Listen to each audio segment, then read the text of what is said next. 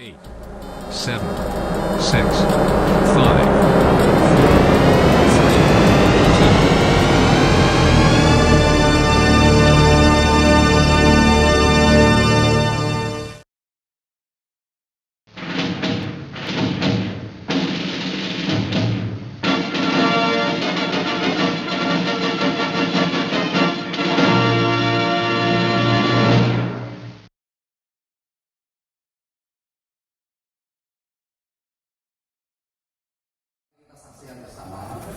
acara seremonial yaitu pemotongan pita. Pemotongan pita akan diserahkan kepada pembahasan supaya memotong. Nanti langsung pengajian ya. Insya Allah nanti jam 8 pengajian sudah selesai. Ya. Biasalah kita pakai target waktu jam 8. Yang memotong pita ini Pak Hasan akan didampingi oleh Ketua PCM, Seko, terus Bu Alia, Ketua PCA. Ini Mas Habib menyaksikan, dan keseluruhan kita juga supaya Pak Indro ini juga sana supaya ikut menyaksikan. Sungguhnya sih termasuk itu besan saya ini Pak Kiai Haji Abdul ikut menyaksikan. Mudah-mudahan berkah. Alhamdulillah. Asal selanjutnya potong tumpeng oleh ketua panitia. Yang motor artinya.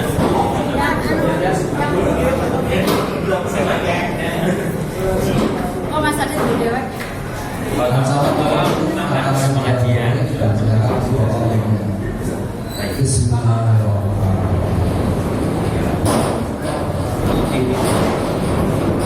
Tidak usah semuanya, Mas. Jadi distribusi, Bu. Kalau dalam prinsip itu distribusi kudu rata, Bu. Iya. Dirata itu jadi main kaos, Bu. Ya.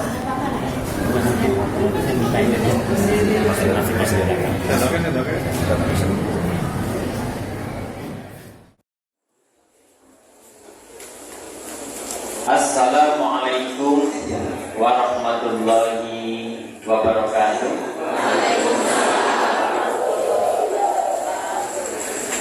Hamdan wa syukran lillah wa nusalli wa nusallim ala Muhammadin Rasulillah wa ala alihi wa sahbihi wa mawala wa man tabi'ahum bi ihsanin ila yaumil qiyamah. Amma ba'd.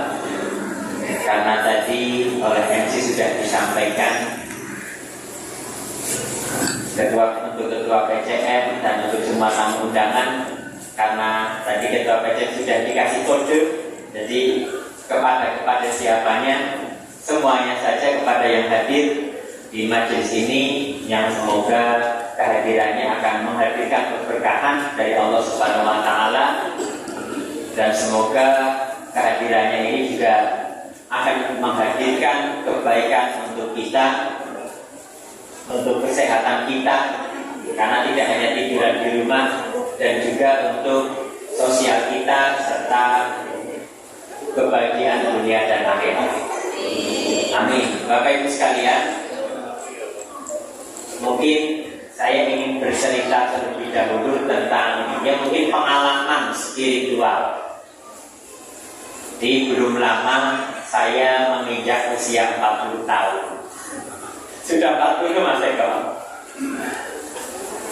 Dalam Islam, untuk selalu mengingat usia ini penting sebagai bahan muhasabah. Selain banyak peristiwa terkait usia 40 seperti Rasul kita Muhammad SAW kemudian mendapatkan perintah sebagai perintah nubuahnya di usia 40. Juga di dalam Al-Quran surat Al-Ahqaf, begitu kita sudah mau masuk 40 atau sudah 40, sudah ada nasihat. Nasihatnya menarik Bapak Ibu sekalian, tidak diawali dengan yang lain, tapi nasihatnya wawasoidal insana biwalidayni ihsana. Tapi usia 40 itu yang harus diingat malah pemikir wong tua. Pertama kali kita masuk 40 yang diingatkan agar kita itu berbakti kepada orang tua. Allah ingin mengingatkan kepada kita selama 40 tahun apa saja yang sudah kamu lakukan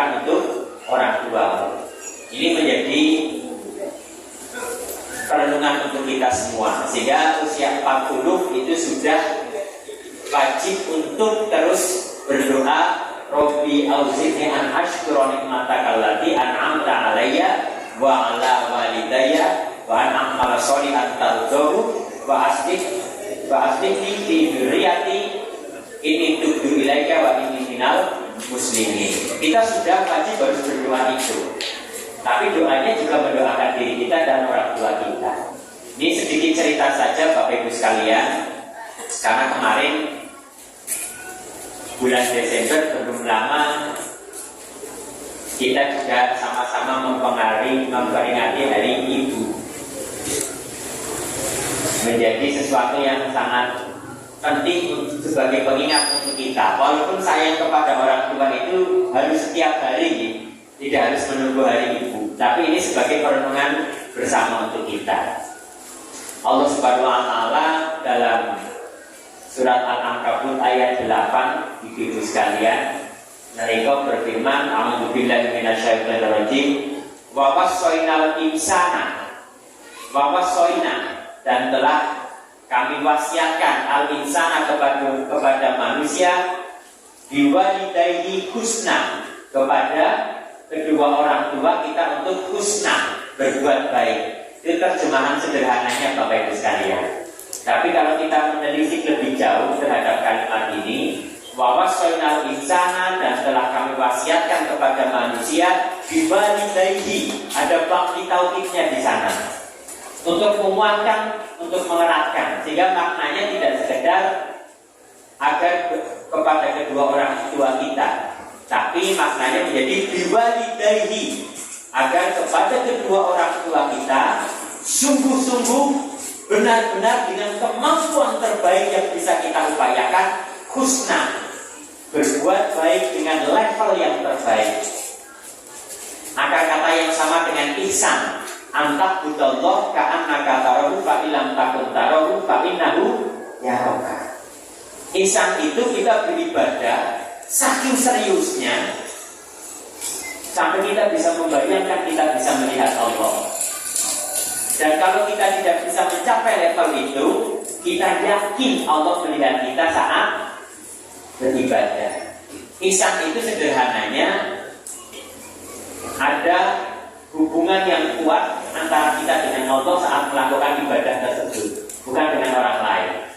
Gambarannya mampu sholat subuh di masjid, dan saat sholat subuh kebetulan di rumah sendiri, tidak ada orang yang melihat, pintunya ditutup, kualitas kekhusyuannya sama, lafal bacaannya sama, tidak ada yang berbeda.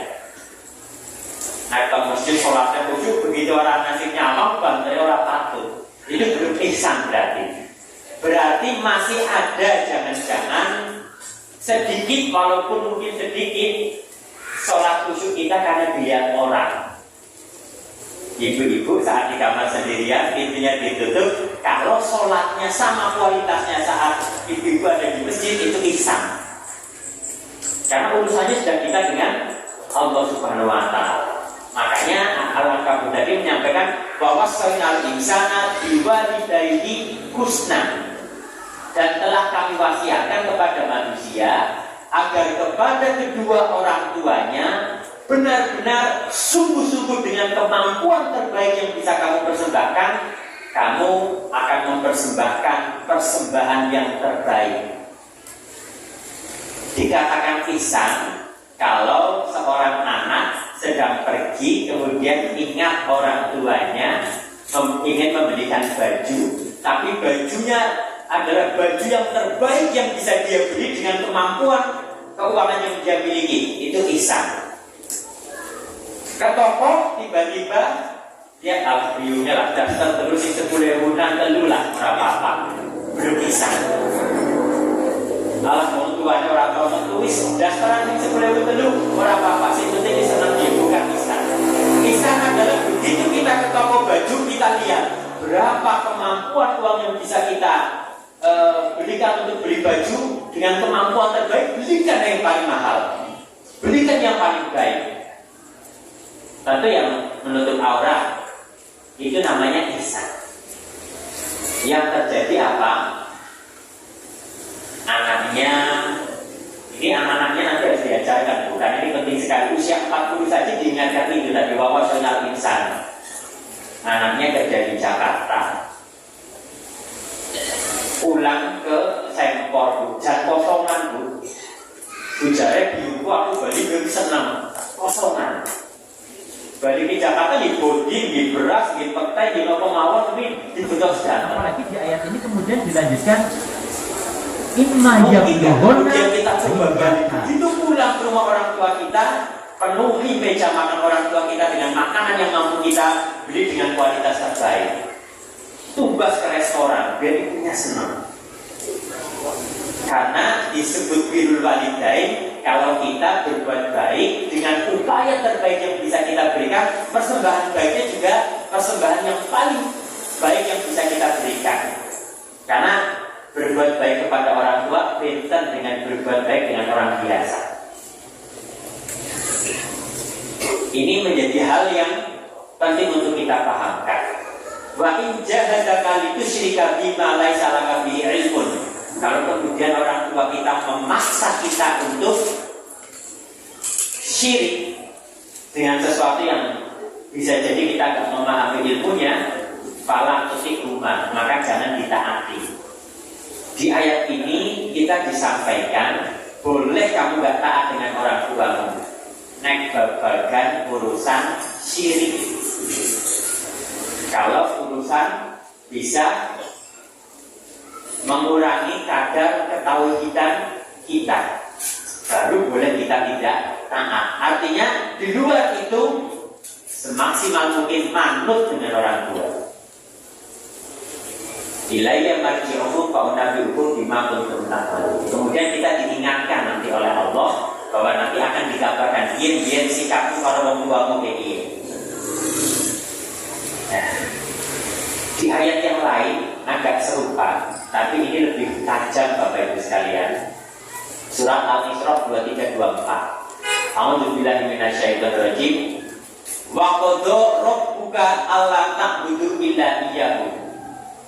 Wa qadha, dan telah diperintahkan dan telah memerintahkan rabbuka Tuhanmu alla ta'budu, agar kamu tidak menyembah illa iyyahu, kecuali kepada Allah. Ini sudah tauhid.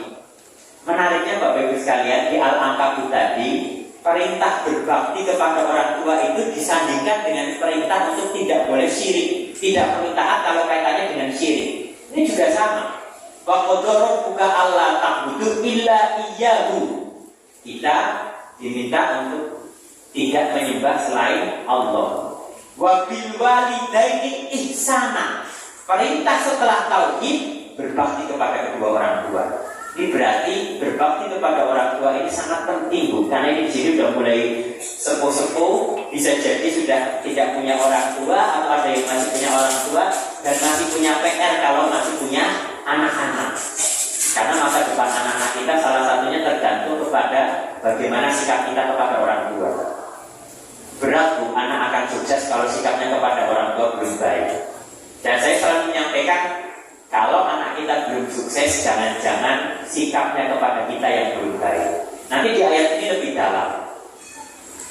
Wa qadara rabbuka alla ta'budu illa iyyahu wa bil walidaini ihsana. Dan kepada kedua orang tuamu benar-benar sungguh-sungguh dengan upaya terbaik, bukan sekedar berbuat baik, dengan upaya terbaik ihsana. Kamu memberikan persembahan yang terbaik.